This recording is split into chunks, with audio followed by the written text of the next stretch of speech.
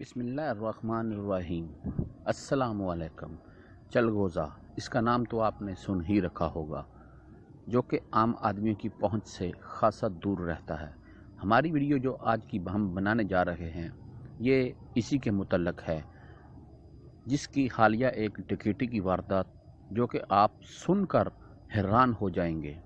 عینی شاہدین کے مطابق وانا شہر پاکستان میں مسلح نقاب پوش رات گئے حسن نامی گودام میں دیوار پھلانگ کر داخل ہوئے اور وہاں پر موجود چوکیدار اور دیگر افراد پر اسلحہ ٹان کر یرغمال بنا لیا۔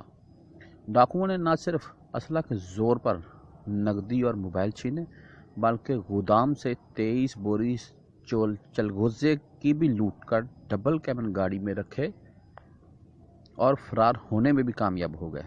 متاثرہ تاجروں نے میڈیا سے بات چیت کرتے ہوئے بتایا کہ لوٹے گئے چلغوزے کی قیمت 1,20,00,000 روپے بنتی ہے۔ تاجر نبوت خان، جو کہ اصل چلغوزے کے مالک تھے، ان کے دیگر ساتھیوں نے بھی سٹی تھانہ وانا میں نامعلوم افراد کے خلاف FIR کٹوا دی گئی ہے۔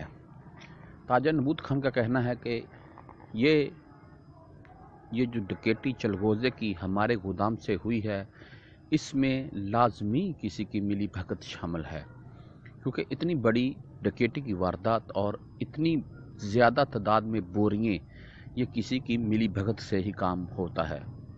واضح رہے کہ ان دنوں بڑے شہروں کی مارکیٹوں میں اعلیٰ معیار کے چلغوزے کی فی کلو قیمت 8,000 روپے ہے۔